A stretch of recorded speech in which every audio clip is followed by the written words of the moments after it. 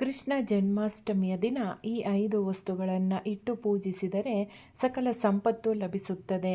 ಯಾವ 5 ವಸ್ತುಗಳನ್ನು ಇಡಬೇಕು, ಇಟ್ಟು ಪೂಜಿಸಿದರೆ ಏನು ಫಲ ಎಂದು ತಿಳಿದುಕೊಳ್ಳೋಣ. ಕೃಷ್ಣ ಜನ್ಮಾಷ್ಟಮಿಯ ದಿನ ಬಾಲಗೋಪಾಲನನ್ನು ಪೂಜಿಸುತ್ತಾರೆ.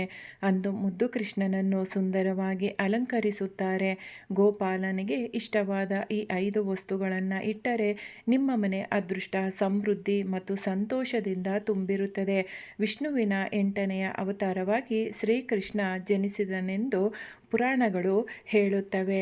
ತಾಯಂದಿರು ತಮ್ಮ ಮಕ್ಕಳನ್ನು ಚಿಕ್ಕ ಕೃಷ್ಣನಂತೆ ಅಲಂಕರಿಸಿ ಅವರಲ್ಲೇ ಕೃಷ್ಣನನ್ನು ನೋಡುತ್ತಾರೆ. ಪುರಾಣಗಳಲ್ಲಿ ಬಾಲಗೋಪಾಲನು ಬಾಲ್ಯದಲ್ಲಿ ಬಹಳ ಚೇಷ್ಟೆ ಮಾಡುತ್ತಿದ್ದನೆಂದು ಹೇಳಲಾಗಿದೆ. ಆತನನ್ನು ಪ್ರೀತಿಯಿಂದ ಬೆಣ್ಣೆ ಕಳ್ಳ ಎಂದು ಕರೆಯುತ್ತಾರೆ. ಶ್ರೀಕೃಷ್ಣನು ತನ್ನ ಸ್ನೇಹಿತರೊಂದಿಗೆ ಗ್ರಾಮದ ಮನೆಗಳಲ್ಲಿ ಬೆಣ್ಣೆ ಕದ್ದು ತಿನ್ನುತ್ತಿದ್ದನು. ಒಂದು ಬೆಣ್ಣೆ ಮತ್ತು ಸಿಹಿ ತಿಂಡಿಗಳು.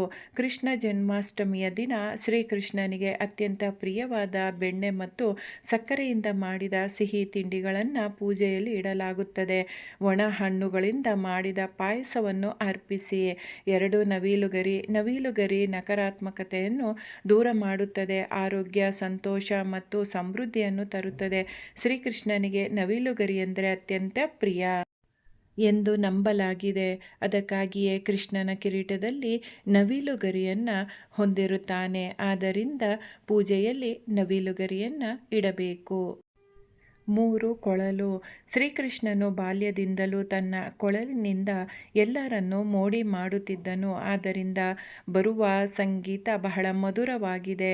ಕೊಳಲಿನಿಂದ ಬರುವ ಸಂಗೀತದಂತೆ ನಾವು ಮಧುರವಾಗಿರಬೇಕು ಮತ್ತು ಇತರರಿಗೆ ಜೀವನದಲ್ಲಿ ಸಂತೋಷವನ್ನು ತರಬೇಕು ಎಂದು ಸೂಚಿಸುತ್ತದೆ. ಕೃಷ್ಣನಿಗೆ ಕೊಳಲು ಬಹಳ ಅಮೂಲ್ಯ. ಇದನ್ನು ಪೂಜೆಯಲ್ಲಿ ಇಡಬೇಕು.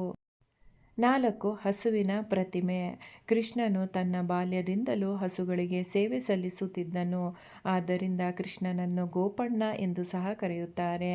ಎಲ್ಲ ದೇವತೆಯರು ಗೋಮಾತೆಯಲ್ಲಿ ನೆಲೆಸಿದ್ದಾರೆ ಎಂದು ಗೌರವಿಸಲಾಗುತ್ತದೆ. ಹಸುವಿನ ಹಾಲು, ತುಪ್ಪ ಮತ್ತು ಗೋಮೂತ್ರವನ್ನು ಪೂಜೆಯಲ್ಲಿ ಬಳಸಲಾಗುತ್ತದೆ. ಕೃಷ್ಣ ಜನ್ಮಾಷ್ಟಮಿಯ ದಿನ ಪೂಜೆಯಲ್ಲಿ ಹಸುವಿನ ವಿಗ್ರಹವನ್ನು ಇಡಬೇಕು. 5 ಕೊತ್ತಂಬರಿ ಸೊಪ್ಪು. ಕೊತ್ತಂಬರಿ ಸೊಪ್ಪು ಸಂಪತ್ತು ಮತ್ತು ಸಮೃದ್ಧಿಯ ಸಂಕೇತವಾಗಿದೆ. ಶ್ರೀಕೃಷ್ಣನಿಗೆ ಕೊತ್ತಂಬರಿಯ ಸೊಪ್ಪು ತುಂಬ ಇಷ್ಟ. ಆದ್ದರಿಂದ ಕೊತ್ತಂಬರಿಯ ಸೊಪ್ಪಿನಿಂದ ಮಾಡಿದ ಪ್ರಸಾದ ಮತ್ತು ಪದಾರ್ಥಗಳನ್ನು ನೈವೇದ್ಯವಾಗಿ ಇಡಬೇಕು. ಎಲ್ಲ ರೀತಿಯ ಆರ್ಥಿಕ ಸಮಸ್ಯೆಗಳು ದೂರವಾಗುತ್ತದೆ.